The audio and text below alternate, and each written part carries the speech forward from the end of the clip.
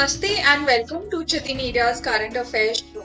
Today I have with us senior editor Tushar Gupta ji from Swaraj Magazine. He is a specialist in politics, economy, big tech, clean energy and China. Welcome to the show, Tushar ji. Thank you, Shreya. Thank you for having me. We'll dive into the issue right away. So the thing that we want to talk about, Tushar, is Rahul Gandhi's disqualification. So some say that the sentence that has done him it's disproportionate with crime. Since I'm quoting the former Supreme Justice Madan Lokur G.O. He has said that he is the accused sentenced to 2 years, but also has been imposed upon him. So the further impact of the sentence is that the accused will not be able to stand for elections for 8 years. The result of the conviction is that there is automatic disqualification as a member of the Lok Sabha, and the impact of this will be felt on the constituency he represents.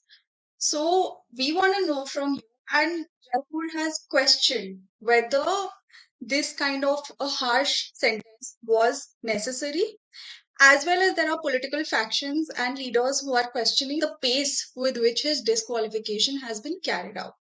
What is your take on that? Let's look at the disqualification first. So, disqualification has not been carried out. Modi or the courts have not carried out any disqualification. The law is that as he's convicted for 2 or more years, he's automatically disqualified. It's a consequence, it's not an action. And this was explained by none other than Kapil Sibal, of all people, who's represented the Congress in more than any number of cases. He's the one who's been the legal face of the Congress for the longest period of time. And he said that this is an automatic disqualification. Neither the president needs to do anything, nor the Lok Sabha secretariat, nor the prime minister, nor the court, no one. So the disqualification was automatic. Point number one. Point number two, now, is the sentence too harsh for a defamation case? It is. Because the problem I have with criminal convictions under defamation is what constitutes a defamation is very subjective. Now, I'm not saying I'm okay with the idea of people going around and insulting our gods and goddesses or culture or communities or religion or anything. But how do we decide what punishment is harsh, what punishment is not harsh? It's a very subjective thing. Did Rahul Gandhi insult the OBC community? Yes, he did. Did he insult the Modi community? Yes, he did. Now the Congress is telling you, oh, he was talking about Nirav Modi, Lalit Modi. Where are they? How are they OBCs? But he also spoke of Narendra Modi. His speech was, और तीन चार यहाँ पर मोदी मिल जाएंगे जो चोर हैं. Now, the point is, you don't make such silly remarks when you're pitching for the top job of the country. You do not. But he did, and that ended up being a problem for him. But is the sentencing harsh? Yes, it is. But then it's by a lower court. The Congress, with all its legal muscle power, they could have filed a review petition. They could have fought the case better. They could have appealed to a high court, which they still can inside 30 days. None of it has happened so far. But I have a different perspective altogether. I say if Rahul Gandhi, all he had to do was apologize. And the man is working hard, touring our former colonial country and saying democracy is dead in India. I am leading the fight. I am uniting the country. I am the messenger of love and peace and things like that. All he had to do, Shreya, was just say, during a political rally, one of my speech which attacked the corrupt individuals and the prime minister, my remarks were taken out of context, or perhaps I was careless with my words and I ended up insulting and demeaning one community while that was not my intention. I sincerely apologize. My party and me hold the utmost respect for the Modi and the other OBC communities, and we would always work towards their welfare irrespective of our number of seats in the parliament. That's all he had to say. A couple of lines which I cooked up inside 10 seconds. But instead, what he does, he calls for a presser. He says, मैं सावरकर नहीं हूं, मैं गांधी हूं, गांधी माफी नहीं मांगते. Now, this did two things. One, the ego of Rahul Gandhi is bigger than the sentiment of one OBC community, which is Modi. And two, he ended up angering another alliance partner in Maharashtra. I was on a debate this evening, and there was a Shiv Sena, Uddhav faction Sena spokesperson saying, where was the need to insult Savarkar? You disagree with Modi, we disagree with Modi. We allied for 2.5 years, irrespective of what your stature was within the lines or what your contribution was in terms of vote share, but we were allies running a government. Why would you go out and insult Savarkar? What are you trying to prove? And this was a Uddhav Sena spokesperson, not even a Shinde Sena spokesperson, right? And he was saying that to the Congress spokesperson, who was Kamran Zaman Chaudhary. You know what the Congress spokesperson came back with? अरे देश में तो unity in diversity है, किसी को सावरकर बुरा लग सकता है, किसी को अच्छा लग सकता है. तो श्रेया, बात ऐसी है, first you don't apologise, which is a simple thing. Then you go on and insult a hero for the Maratha and the Indian country at large. Then you say that's totally all right because that's how unity and diversity is to be advocated. Now, forget the disqualification. I think I really need to know who's being advised, who is the advisor of Rahul Gandhi since 2019. I really want to know because either that guy is hardcore BJP or is just running a separate agenda against Rahul Gandhi within the larger Congress. Speaking of silly remarks, this is not the only, this kind of a remark that he's made. Recently, he even went out at a journalist, completely uncalled. Uh, do you think, matlab, these are not really silly, right? These come off as somewhat deliberate attempts, and from an adult, he's not a child. He's an adult making such statements. And the remark on Savarkarji was completely unlike you said. Still, there are, for instance, the Uddhav Thackeray himself. Although he said that this remark was uncalled for, but he's not uh, completely gone against Rahul Gandhi when it comes to making a particular statement. I want to know from you that besides the Indian public's reaction, what do you make of the foreign entities' reactions to Rahul Gandhi's disqualification? Look, this is a large question, so let's try to answer it in parts. Rahul Gandhi and silly remarks go hand in hand. It's how he is. It's probably a part of his personality which I have sort of come to accept rather than mock.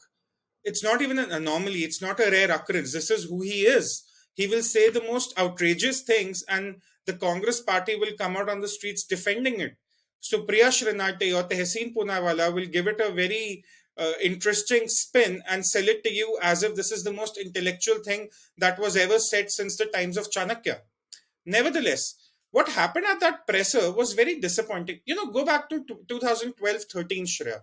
Probably, very different times. A decade ago, the media ecosystem was very different. The people running the media ecosystem very different in terms of their political inclination. BJP used to be hammered every evening for 6 hours. Every evening. And I was in college. That was my first tryst with a proper election that was also being fought on the internet. But they had their spokespersons fighting it out. You had Nirmala Sitaraman, you had Ravi Shankar Prasad. On odd days, you had Arun Jaitley, you had Smriti Irani. You had so many people defending the party. It used to be Amit Shah on and off in the elections got closer. Narendra Modi, in the run up to 2014, did so many interviews with journalists who would never agree with him, even if he, got us to the top global rankings. But they fought it out in a civilized manner. They took the fight in a positive fashion. Now, what was Rahul Gandhi doing?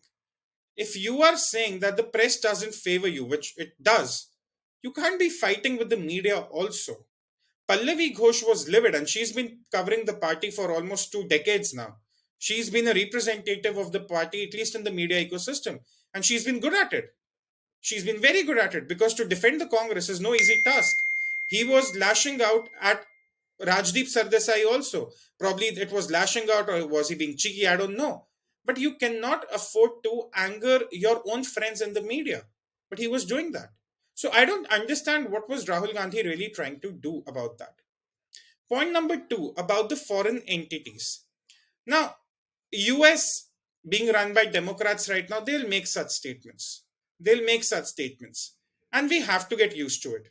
It's not just about Rahul Gandhi. Now we are Shreya covering a journey where we go from being a 3 trillion economy to a 7, 8, 9 trillion economy, or the world's third largest economy in terms of absolute numbers. We have to understand, and this is important, that these attacks are going to become common.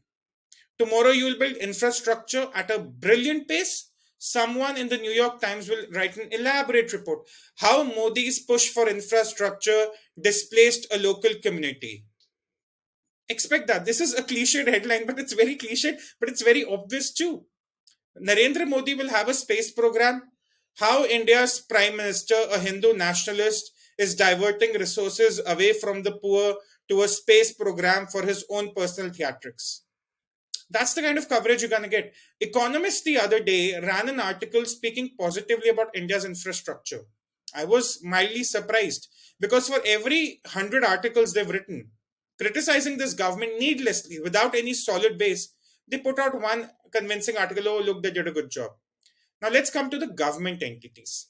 They're going to be lobbies, Shreya. They are going to be lobbies, and we need to prepare. What happened when UPI became popular, for example?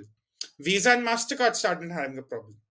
You'll have these political lobbies. Democrats will never like a Hindu nationalist prime minister. And mind you, there is nothing to be apologetic about being a Hindu nationalist. The Western media uses this term in a derogatory fashion for the prime minister, but there is nothing to be apologetic about it. That's what I feel. If you're a Hindu nationalist, it's good. Hindu, nothing to be apologetic about. Nationalist, nothing to be apologetic about. But the lobbies are now going to attack you. They're going to attack you on your policy, which happened during the farm laws, which happened during CAA, and they'll attack you without any solid base or rational reasoning. We need to get used to it. Somehow, all it takes to rattle our side is one article or one post or one tweet by someone in foreign land. That kind of thinking really needs to change. We can't be basing our validation on what foreign media or foreign governments or foreign lobbies say about us. And it's not going to be like that. We will not have our disagreements with America or with other countries. This things will go on.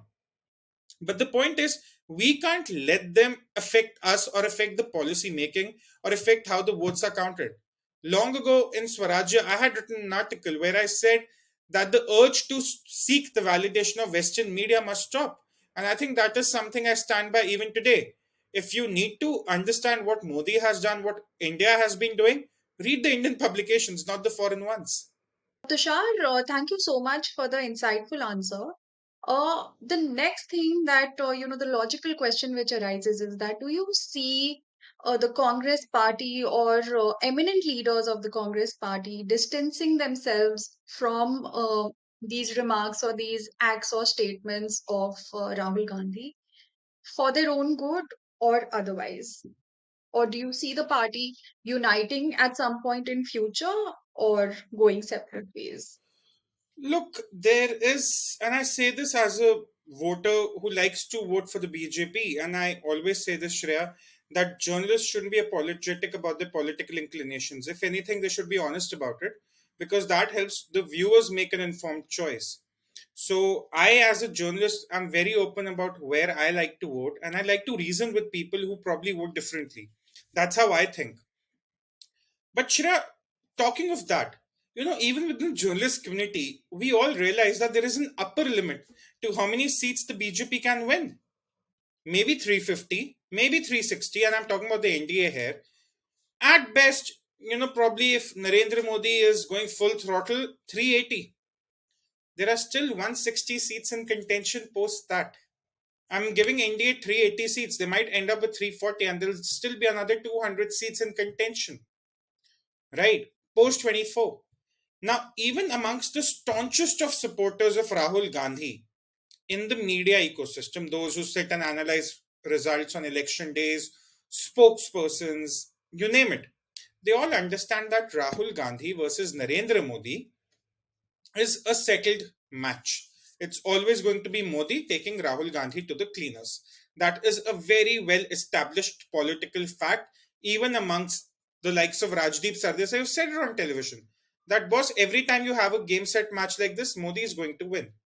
Now, my question, Shreya, is that post 24, BJP looks to be the favorites today. We don't know what will happen in the next 1 year, but as of today, the BJP are all good to come back to power. Perhaps with 20 less seats, perhaps with 20 more, we don't know. But they're coming back. Where does it leave an average Congress worker? people in the cadre at a very, micro level, so as to say. There is the Congress has a very good cadre, say in Himachal Pradesh, in Rajasthan, in Gujarat. Many of them were running around like headless chickens, unable to figure out what they were supposed to do. In Delhi, Congress used to have a cadre, which is now either merged with the Aam Aadmi Party or just disappeared.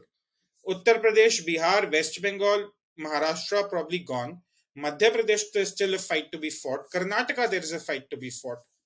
Northeast, there used to be a cadre, but again, nowhere to be seen anymore. Punjab, there used to be a cadre. There used to be two big leaders, Sunil Jakhar and Navjot Singh Sidhu. Now, Sidhu was behind bars. He's due to come out soon. Jakhar has moved to the BJP. So I'm talking about these people, likes of Manish Tiwari, for instance. What happens? Post 24, they will be thinking, what do we do?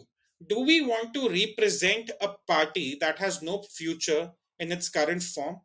Or we rather have a real fight, even if it's for 20 Lok Sabha seats, but as a separate faction?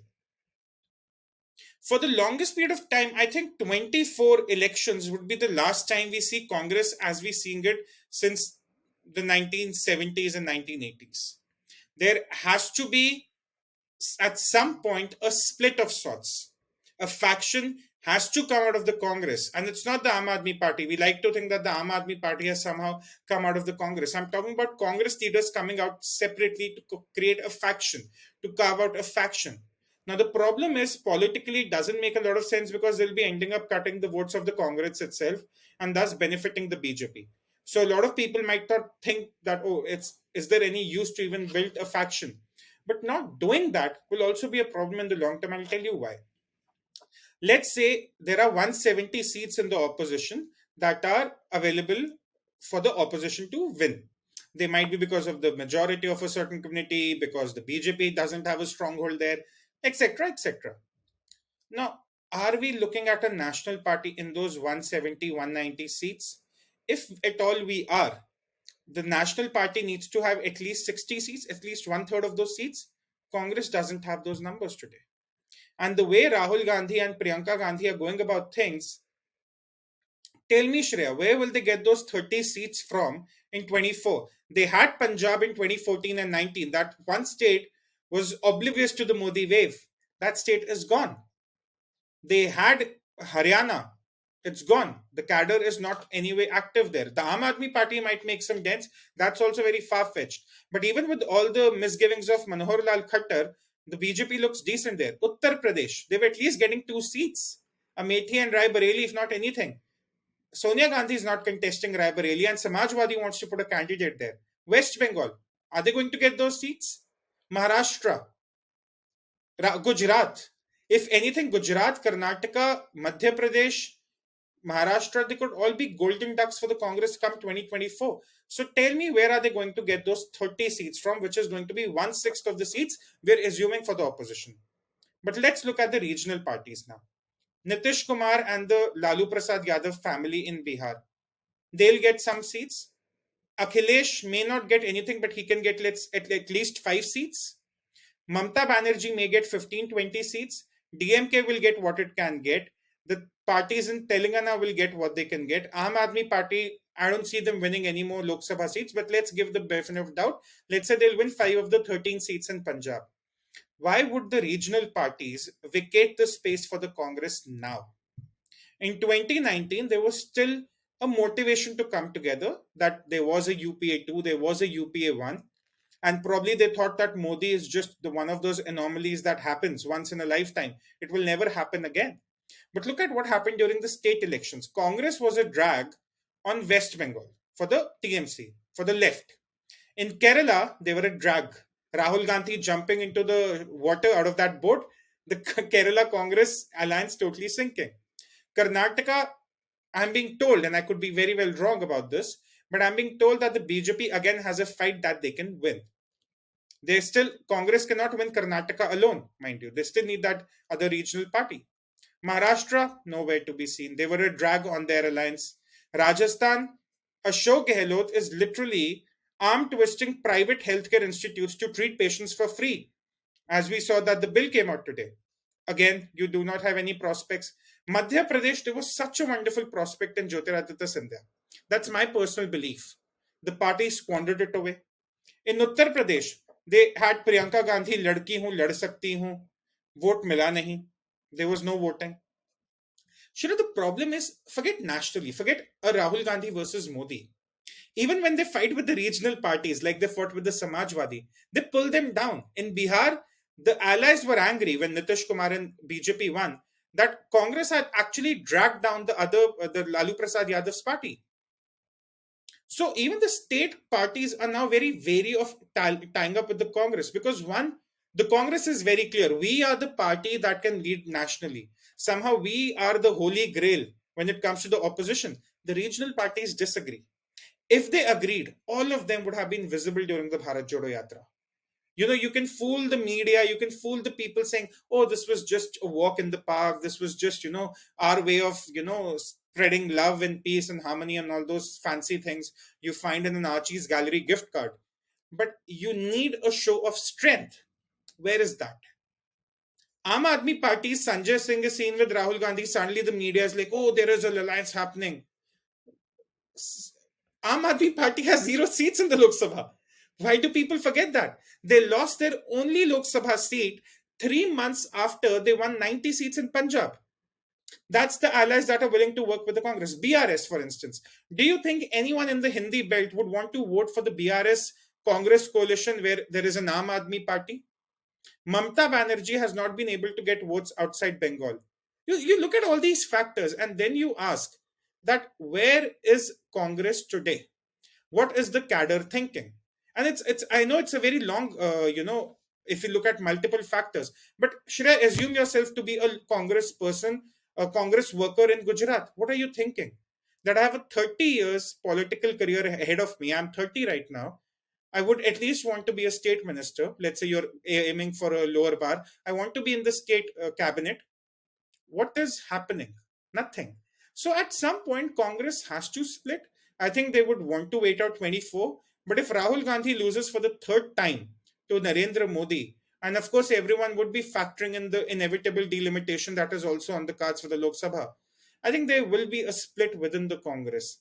It would be a new party which attracts talent from the regional parties. It could be a national party. It could be a regional party. We don't know what it will be because it will need to win at least a couple of states to have any presence, political muscle. But at some point, the Congress leaders will have to start thinking as to how long they can tolerate the Gandhis as a burden on their party's prospects. I think it's already happening. I have a conspiracy theory. I don't mind sharing it with you. I think Rahul Gandhi is Please being do. advised in a very, very poor fashion by someone in the Congress. I don't know how someone in the Congress can say that it's okay to go out of all places in the United Kingdom and seek foreign intervention. I don't know how someone can say that you should mock Savarkar when you are the one who needs to be apologizing. Chaukidar Chorhead did not work. How do they expect Modi Adani to work? I don't know. Speaking of Modi Adani, uh, there's an alleged connection between the two. There's a whole scam into which they are trying to pull the prime minister's name. And do you see this affecting the reputation of the ruling dispensation in any manner? Number one. And And number I'll answer two, that in parts. I'll answer that in parts, Shreya, because it's a good question you had. Let's talk about Adani first. So, what is the blame that is being labeled against Modi? That he somehow favored a capitalist from India. Now, let's answer the numbers part first. Anyone who's interested to study Adani Enterprises, just look at its share price growth between 2004 and 2014, and then 2014 to 2023 in terms of percentage. Number one. Number two, if Adani is indeed a super villain, as the Congress likes to claim, why do business with him in Rajasthan, in Chhattisgarh? Walk the talk, practice what you preach. Charity begins at home. If Adani is indeed such a criminal, he's looting the money of the public of India, he's looting the money of LIC. That's the claims they make on national television every night. Why sanction projects in your state? Number one. Now let's come to the philosophical answer. Shreya, if you look at the greatest economies, be it China, which is on one end of the democracy spectrum, and America, which is on the other end of the democracy spectrum, all the governments in China, the single party, which is CCP, in America, Republicans and Democrats, they always have backed their wealth creators.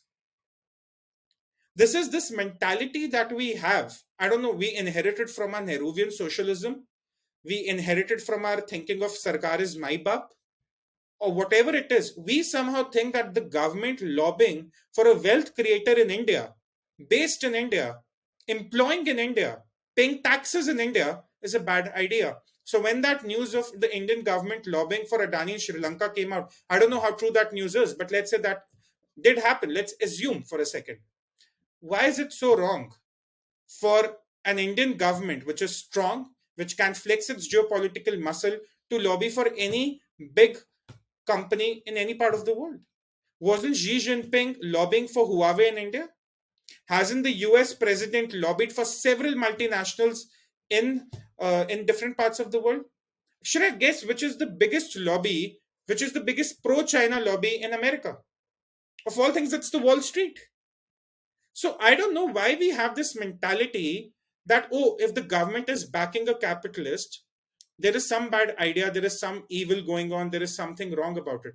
Now, coming to the Modi Adani issue, did Modi back Adani? He can't back Adani on a personal level. We are not in the era of phone banking where Narendra Modi will pick up his phone and call up PNB and say, Arey, ऐसे loan sanction कर दीजिए. That was the UPA thing, and that is what got us into the twin balance sheet problem. What happened here was Adani Enterprises was a company listed on the stock market. Now, for all private companies, debt is inevitable. You pick up money from the bank, you invest it into projects, you generate profits, you pay it to your investors, you pay it back to the bank, and the cycle moves on. That's the simplest way of how a business works. You might be employing 10 people, you might be employing 10 million people. Doesn't matter. Now, a short seller comes up with a report and the market takes it seriously because that short seller has a history. But that group is a short seller. They are not a think tank. They are not a government. They are not representing any government. They are not representing any business lobby. They are a group of short sellers. That's all they are. In 2008, when the financial crisis happened, there were a lot of short sellers, Shreya, who were shorting the house market because they believed that the house prices are going to crash. And when Lehman indeed failed, when the entire TARP plan came into being, where the US Treasury had to bail out the Wall Street banks, these people made tons and tons of money. For anyone wanting to know more, I would recommend The Big Short. It's a brilliant movie on the subject. So short sellers are very, very common in the markets. The governments somehow can find a way to regulate them, fight them, resist them. That's a different matter. But in Adani's case, it was a self-proclaimed short seller report that came out. The market took it seriously, took it on face value. The Adani was not very prompt with their response. The stock price tanks. Another very normal thing in the stock market. People lost their minds as if no other company in the history of finance and business has ever lost its stock market value in such a short time.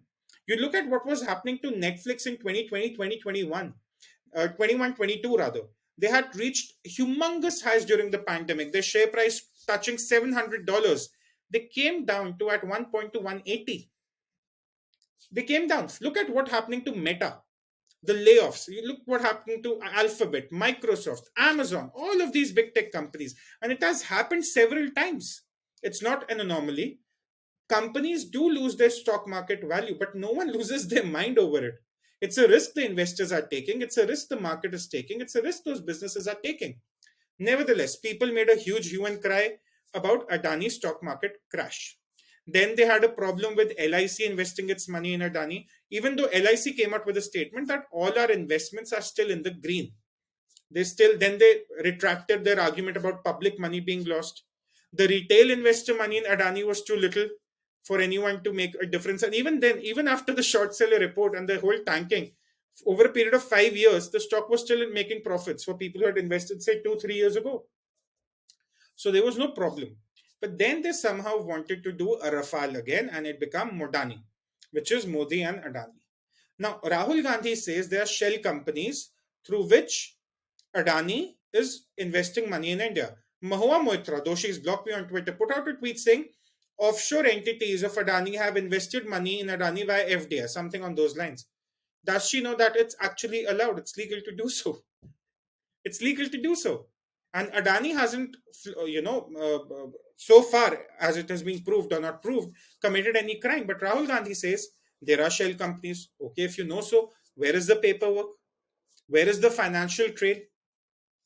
Because if you're saying that Adani is in rerouting money or evading taxes via shell companies, that's a very serious charge to make. Forget the Modi community taking Rahul Gandhi for a defamation. If Adani enterprises decide to do so, that would be very tricky. That would be very tricky. So we don't see any paperwork. We keep hearing the rhetoric, Modi Adani, but we never see any concrete evidence. So that is what is happening. But the other aspect of it. Now, will the people of India buy it?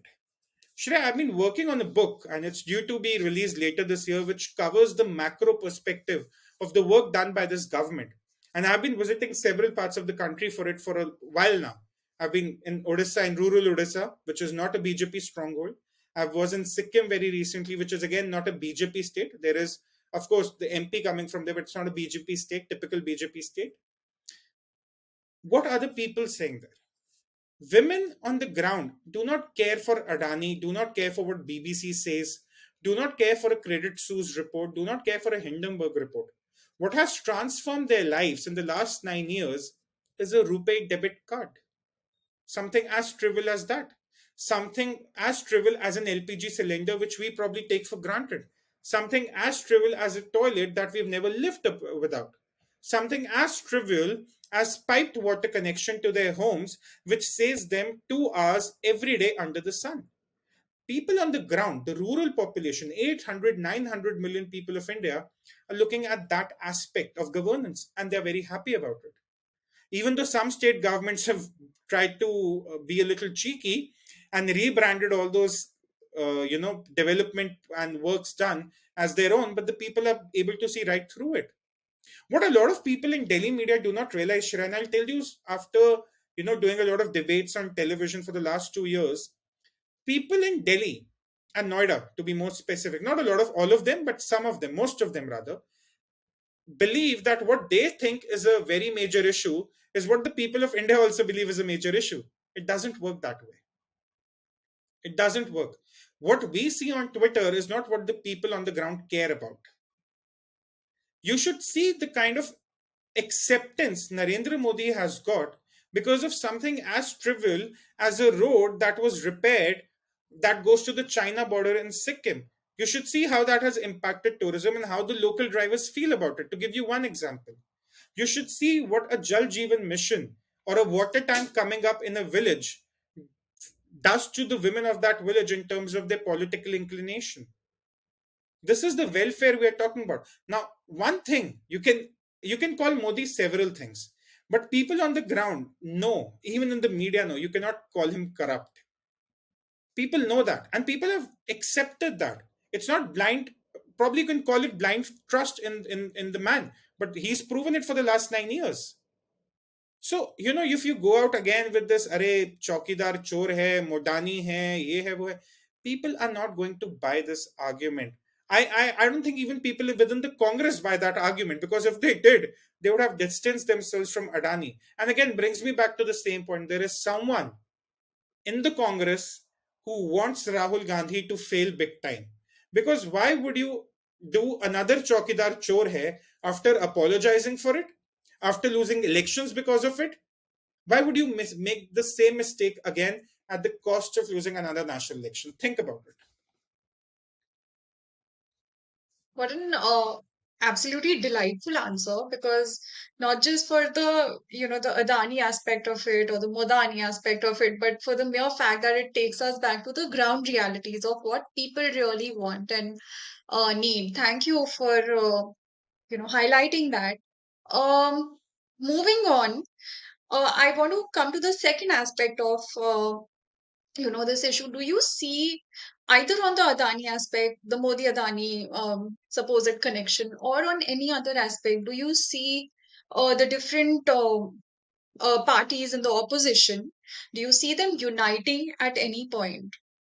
for the See, 2024 elections because they'll have you to prove the yeah, scam. They'll have to prove the scam. And again, let's say that the united opposition happens. Let's say it happens. What are the regional parties going to tell their cadre and their electorate? Say, what is Samajwadi or Mamta Banerjee or Lalu Prasad Yadav or a Stalin or a Uddhav Thackeray or anyone else or a Kejriwal for that matter going to tell their workers that Rahul Gandhi is your prime ministerial candidate? Because if you're going with the Khichdi coalition, as I like to call it, people are not going to vote for you. In the last 9 years, the people of India have developed a good habit, and that habit is called a strong, stable government, which is not a coalition at the center. No more policy paralysis.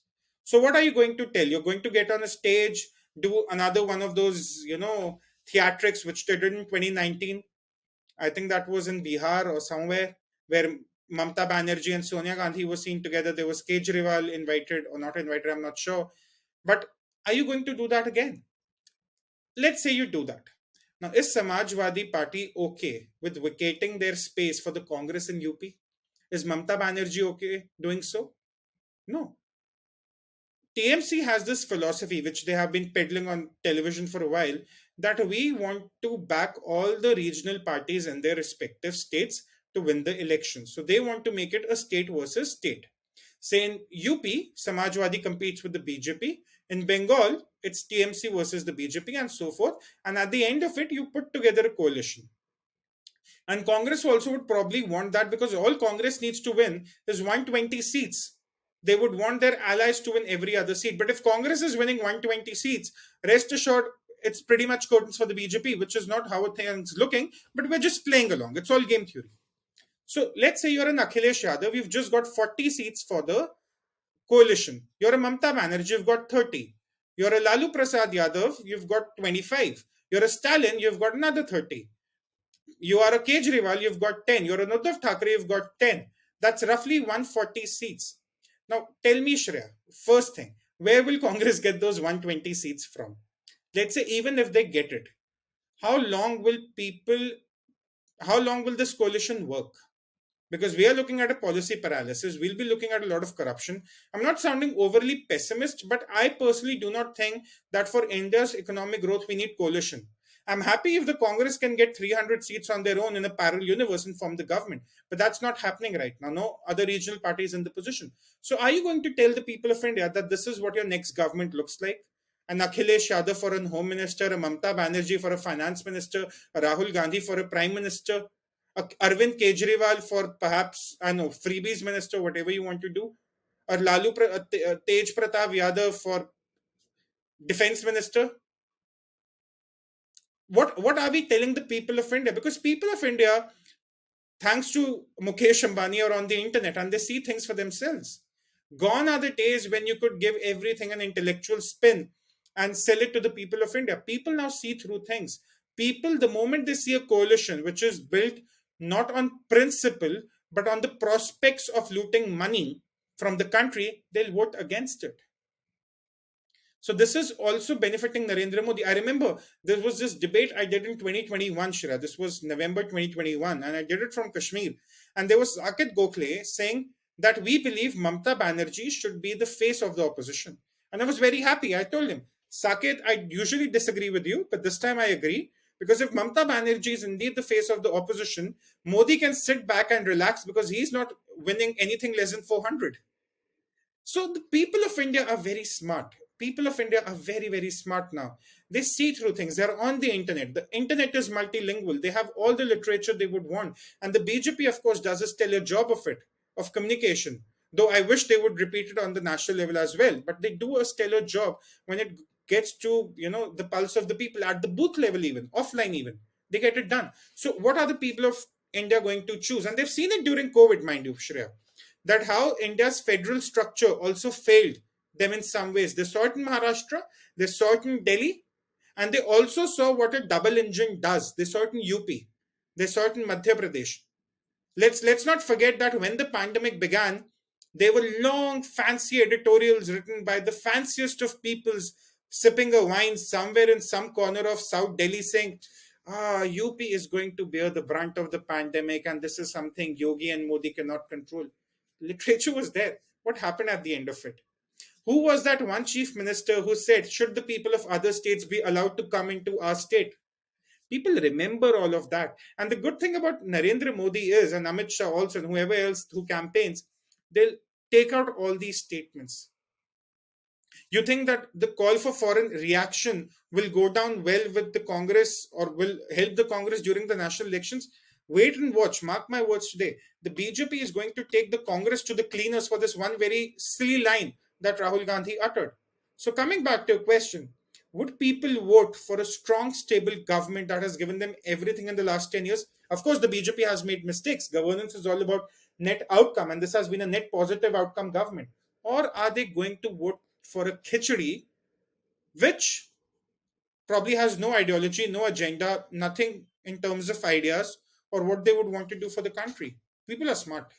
We underestimate the acumen of the voters in rural India, Shreya, but you talk to them, you meet them, and I was fortunate enough to interact with a lot, many of them in the course of my work for the book, and it's coming out soon. And they're very, very aware, very aware.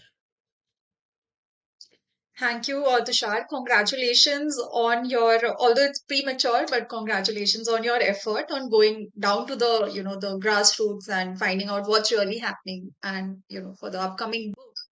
Uh, Moving on, what I've taken away from, what we've shared right now is basically that the people of India are now looking at hard and solid results and not just airy discussions which do not really seem to move anywhere in a specific direction. Not We're not looking at a headless chicken. Uh, I will now move on to the foreign policy aspect of our discussion. Referring to the recent meet of Chinese Premier Xi Jinping and Russian President Putin, some foreign policy experts have said that this can be a threat for India in terms of Indo Russian relations. What is your take on that? Do you agree with the thought or the statement? I think that's too early to predict that there will be somewhat of a loss in the India Russian relations. See, we have to accept one thing, and Jay Shankar spoke elaborately about it in a podcast he did with Smita Prakash, I think, where he said that the Chinese have a certain economic size, they have a certain leverage, and we have to accept that. And there will be countries, not just Russia, we deal with the Americans also. And just yesterday, Shreya, there was a summit going on in China, and you had all the who's and who's of American corporate world prostrating before the CCP, starting with Tim Cook. Now, we are very happy to welcome Apple to India, but Apple is also very happy to do its business in China. So, China, with its, by virtue of its economic size, is going to attract 99.9% of those countries and organizations and corporations who we will be indulging. So, this is one thing. So, our relationship with all those communities will be independent of how they deal with China. And let's not forget, we are a market of 1.3 billion people, the youngest market. China is aging faster, and that's one of their problems now. Their consumption is slowing down. Even though they have a target of 5% growth this year, they are not looking to achieve it. Even the early weeks of FY24 are approaching. It's not going to happen. So we are also the youngest market on this planet. Will the American MNCs wanting to ditch us? We are going big on our defense. Would the Russians want to ditch us?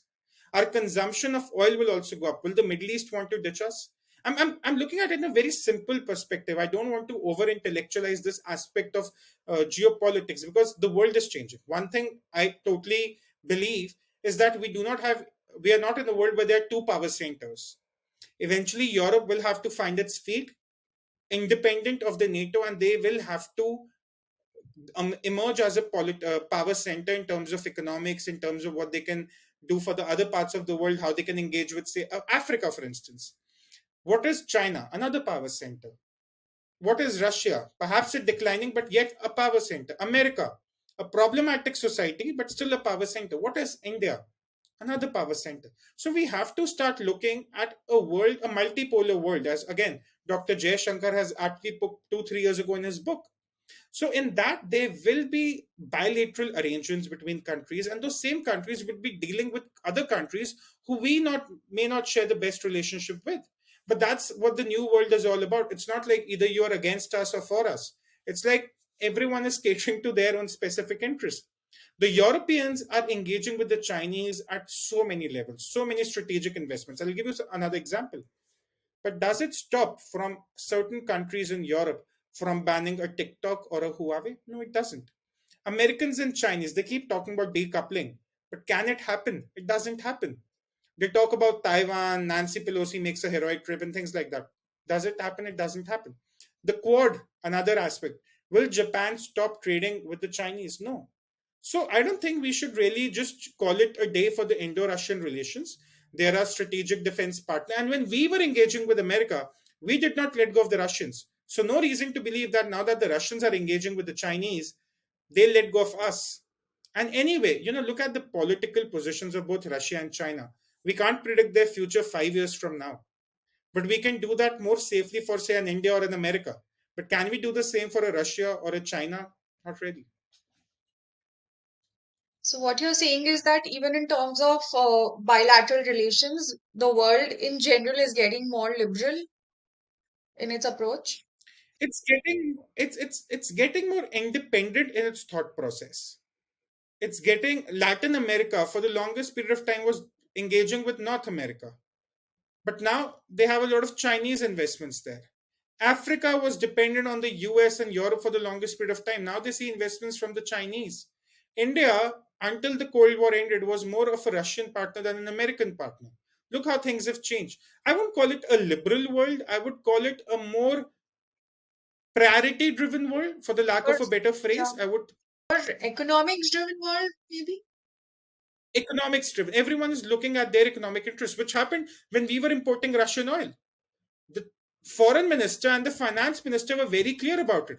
You want my country to go through a 10% inflation because of oil? I'm sorry, I can't let that happen. I've budgeted my entire accounts on a certain oil amount, on a certain oil price, and I want it to happen. And they were very upfront about it, which was amazing to see. There was nothing apologetic about it. So yeah, you're right. Economic interest driven society, and that's all right. As soon as everyone is making money, as long as everyone is making enough money for themselves, I think the global order will take care of itself. Plus, I'm not one of those who likes to really have those prophecies that 10 years later this will happen, 20 years later this will happen. As we've seen in the last 20 years, the politics is intertwining with the economics of the day. So I think all the countries are just making up things as they go along. It's all improvisation. You really don't know. One pandemic and the world changed. So how can we be sure what will happen 5 years later? One regime change in Russia or China or Republicans getting back the White House in 24, again the world order changes. Say Narendra Modi goes out of office in 24, again we're looking at a very different Indian foreign policy. So I think it's something we need to take 6 months at a time. And for the next 6 months, I think Indians will look to cater to their economic interests and see where things go from there. Essentially, so that again, coming back to the Indian aspect of it, or the national politics, if you talk about that, then essentially, even in India itself, we're now talking about looking at a government which caters to our economic needs, and at a much later stage, maybe to our so-called social disparities or social inequalities. Or so the Congress, in that sense, does it seem to be losing its its narrative that it's just peddled and held on for so long, rather than focusing on the You know, economic there's, aspect of it. there's there is a phrase I have when I compare the Congress and the BJP, and I call it the BMW socialism, which is one of the chapter titles in the book, which I call the bare minimum but workable socialism. So a lot of people take it against the BJP that, oh, it's again a socialist party. There's no different from the Congress. But look at the changes. And there is an article I did where I compared welfare of Modi versus freebies of everyone else. And I made a very simple point that Modi's socialism is targeted, more importantly, but it's also to elevate 800 million people in India from where they can start catering for themselves. I'll explain this. Let's say a person was struggling for roti kapda makan back in 2013. When we started reading political science, and this was, I think I had my first political science chapter in 2001. And the first thing we read was, man is a social animal, he needs roti kapda makan. Okay. Is the rural villager today struggling for a roti? No. For kapda? No. For makan? No. So what is his next? What is going to be his problem after 10 years? How do I find a good job for my children? How do I find good public schools for my children? My children, I'm earning so much that I can probably start thinking of private schools. How do I get there? See what all they have been given. They started with an Aadhaar card, which was an identification. Then came the bank accounts. Then came the internet connection, which was a blessing of the private sector. Then came the health covers. Then came the houses, the toilets, the cylinders, the cheap electricity, electrification of tons and tons of villages that never had seen electricity since independence, LED bulbs, you name it. Then came Mudra loans for MSMEs, for smaller enterprises. You look at Awas Yojana, you look at the insurance schemes, Jal Jeevan Mission, Swanidhi loans for street hawkers. What all has happened? UPI digital payments, of all things. I have a grocery market every Wednesday near my home, and everyone has a UPI payment interface. You're getting ONDC in the future, which is the open network for digital commerce. So, what has Narendra Modi done? His socialism is bare minimum stuff. You give them a house. You're not giving them a 5 BHK house. You're not giving them endless money so that one day they can build their house. You're giving them a house. You're giving them toilets. You're giving them water inside their house. You're giving them cylinder. He's giving them the bare minimum. But when he's giving it, he's making it workable. It's not like 100 rupee leave the Indian coffers and only 5 rupees reach that person. 100 leaves, 100 they get. And that's visible on the ground. That's why they won 2019. And that's why they'll win 2024 also. They are not saying, oh, we'll give you 500 rupees as a cash drop and you can probably build your house one brick at a time. They're saying, we'll build it for you. But now your priority should be, now that you have the roti, kapda, makan, toilet, bank account, everything at your disposal, what are you going to do about it? Modi made that jibe, people should sell pakoras and everyone lost their minds. But I think it was a smart idea. It's a country of 1.3 billion people. Why not engage in a street food business? How many outlets have come out after the pandemic? One example, we're a country of 1.3 billion people. What will always sell? Food, clothes. People can do so much now. But now they don't have to worry about roti, kapda, makan. Every Indian family, 90% of Indian families, are one bad hospital episode away from being in debt and in poverty. What do you have? You have an Ayushman Bharat. Just this morning, there was a report in the Economic Times that 400 million more Indians are going to be covered under the Ayushman Bharat, in lieu of a small amount they'll have to pay because they're the middle income bracket. The government understands that there are 900 million people in this country, almost thrice the population of the United States, that are one bad disease or treatment away from being perpetually in debt that will pass over to their children, that will hit their consumption, that will probably, slow down their progress as a family. The government understands that. This is what socialism has to be about. And why is this important? Why is BMW important? Because you can't build a 5 trillion economy if two-thirds of your population's biggest priority of the day is, "Arey, sham ka roti mil jaye." Think about it. Our domestic helps. Look at where the FMCG consumption has gone. 20 years ago, my mates did not pick up the fanciest of biscuits or Maggi noodles. Now they're picking it up. FMCG stocks are always a good indicator of how the consumption is going on in the country. It's one of the good indicators we should really follow because they cannot be faked at the end of the day. So, what is the story we are getting from the ground? That people at a micro level are being pushed to become Atmanirbhar. Now, what happens? Children can go to school. 10 years later, they'll finish their class 12. There is a Skill India program working for them. But here I have another issue that we should start looking at. One problem we've still not solved, Shiran, it's a very, very low hanging fruit, is how to democratize education until class 12. My belief is that there are millions and millions of people in India who were not able to finish school because of several reasons. Not that they couldn't afford it, because RTE goes until the age of 14 anyway. But they couldn't study because they were required, by the family to work in the fields. They were supposed to take on jobs because someone in the family passed away, or probably the schools in their areas were so bad that they simply dropped out. I'll give an example. The village I went to in Orissa, this was 2 hours from Bhubaneswar. The government school there in a village, in a very, very isolated village, which had again all the FMCG products you can think of, all the UPI interface, the internet, the Jal Jeevan, it did not have a teacher in the government school. So, what was one of the teachers doing who had retired for 4 years? He was going there teaching for free. Now, I see as a problem. I see there is no point in putting money into public schools anymore. Not that they shouldn't be there, but at some point, the government should have done a very simple thing: invest something around 25 to 50 crores, have multilingual lectures uploaded on a government website or a YouTube or everywhere. You can always have repeated lectures everywhere.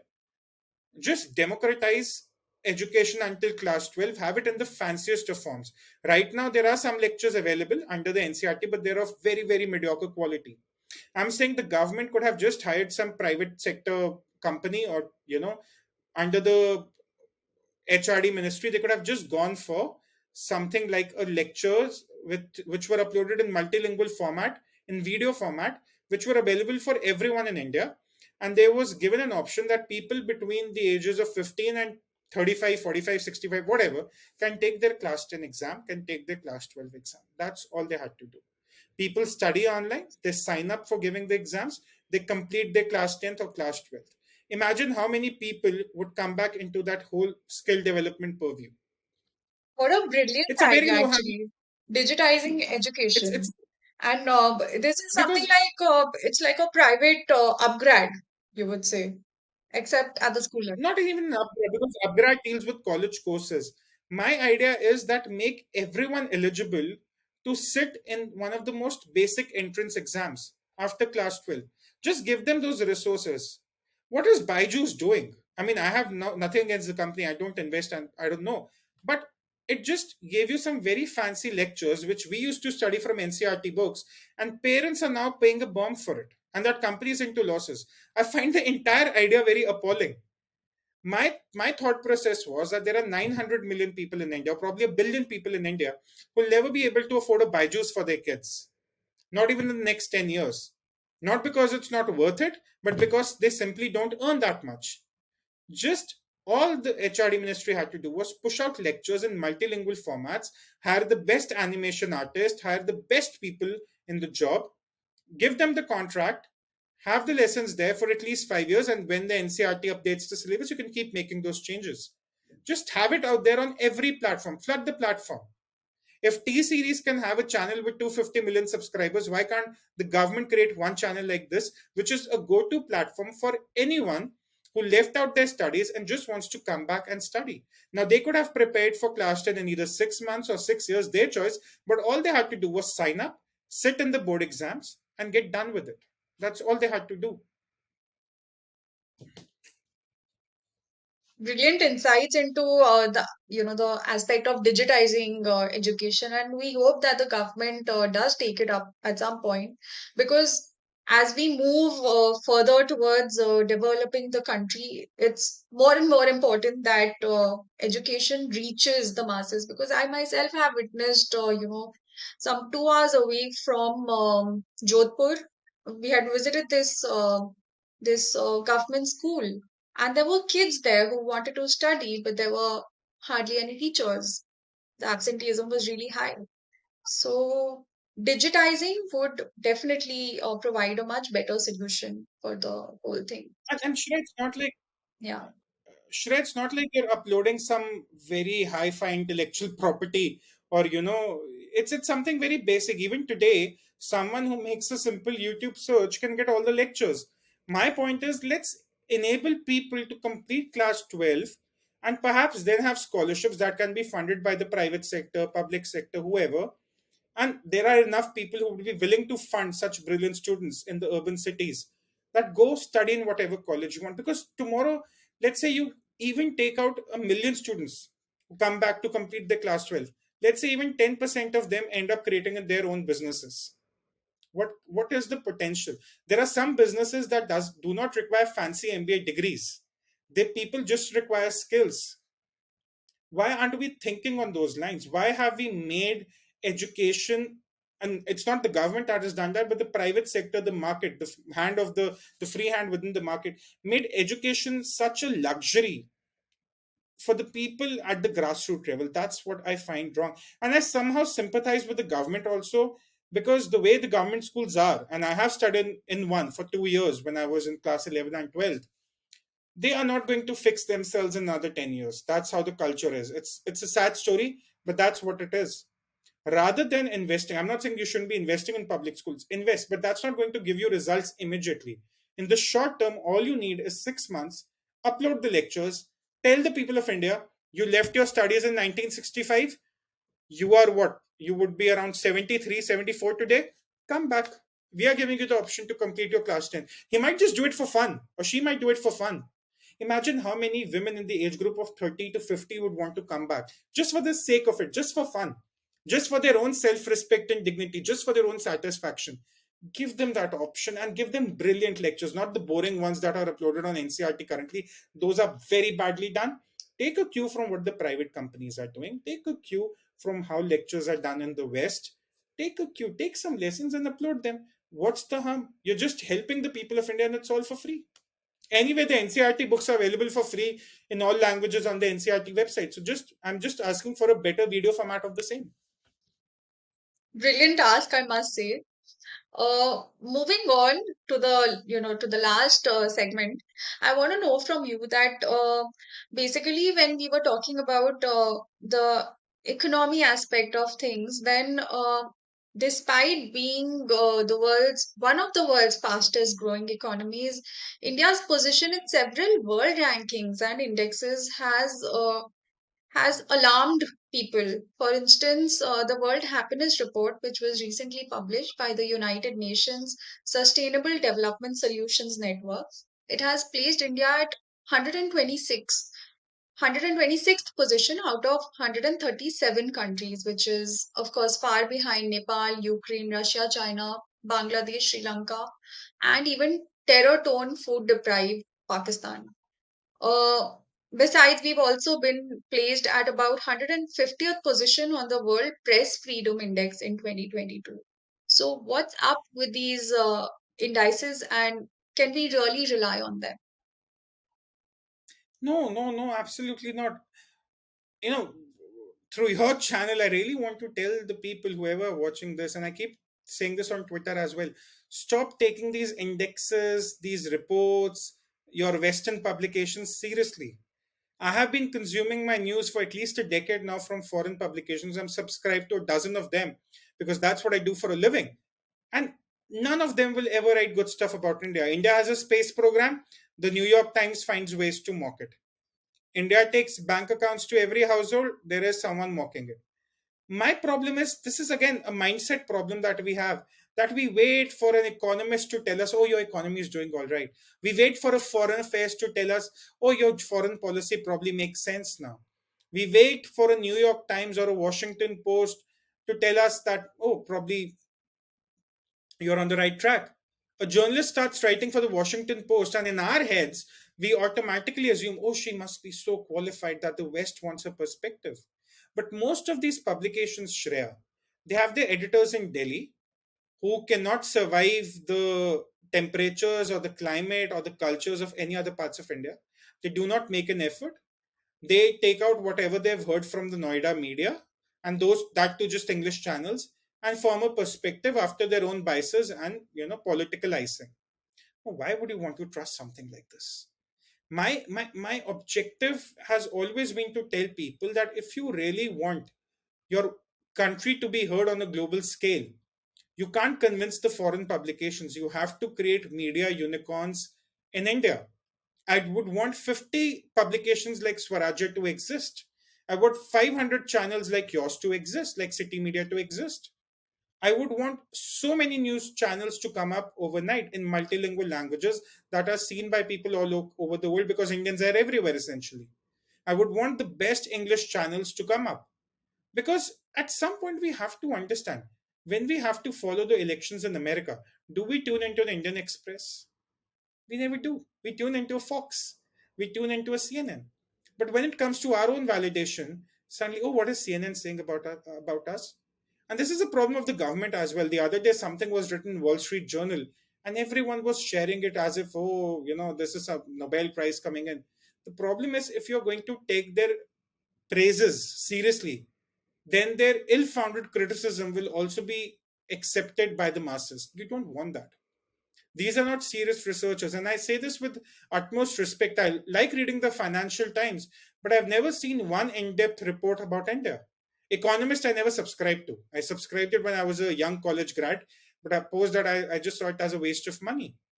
So Indians need to understand that your perspective is going to come from your people running local channels in their local languages, channels like yours, publications like ours. That is where you're going to get your perspectives. But even if you want to believe the indexes for whatever reasons, Pakistan is ranked happier country than India. That's all that you need to know about these indexes. And at some point, Sanjeev Sanyal had given this idea at a Times summit. He said Times has a lot of money. Why can't they start their own indexes? Start rating countries. Of course, that's a lot of effort, and most of it is, a shoddy advertising job done by a lot of groups, a lot of think tanks. But why can't an ORF do such an activity? They already have rights in that dialogue. So, Indians can do that. But again, I see no point to it. You can't rank countries on the basis of happiness. I mean, if that was indeed the truth, I don't know which is the happiest country in the world, but the way I see it, it just doesn't add up. It's We need to Finland, trust our own. according to this report, actually, the happiest country in the world. Okay, they do not see sunlight for the majority part of the year, but okay, if that works for them, that works for them. No, again, you have to create media unicorns in India. You can't shy away from it, and I'm not saying these have to be backed by the government. I hate the idea of government intervention in media. If it were up to me, I would privatize Doordarshan also, barring their news broadcast channel. I believe that people need to start thinking as to how do you want to take your publications global. You keep inviting a lot of guests that have a lot of clout abroad, for instance. That's your effort of going global. So what are the efforts that young channels, young publications, or existing publications are willing to make to take India's voice to the world? And these are private sector enterprises I'm talking about. That's what is going to matter. And if anyone refuses to believe so, look at what China has achieved in terms of infiltrating the global media circuit. That's an amazing story in itself, though it comes with its own set of consequences, but it's something we should learn from. Brilliant insights, Tushar, into all the aspects of our discussion today. But the part which I personally love the most was your insights into how rural India, in different parts of the country, even places where the BJP is not in power, so to speak, even those parts are so affected by the kind of work that the current government has done and has been doing for the past few years. Thank you so much for joining us today, taking time out, and we hope to do this sometime again soon.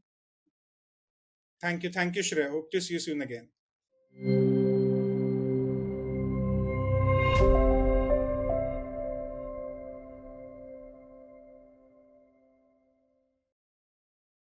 Please remember to subscribe to us and switch on the notifications for this channel. For our other social media links, more content, and to support our work, please visit citti.net. Dhanyavad.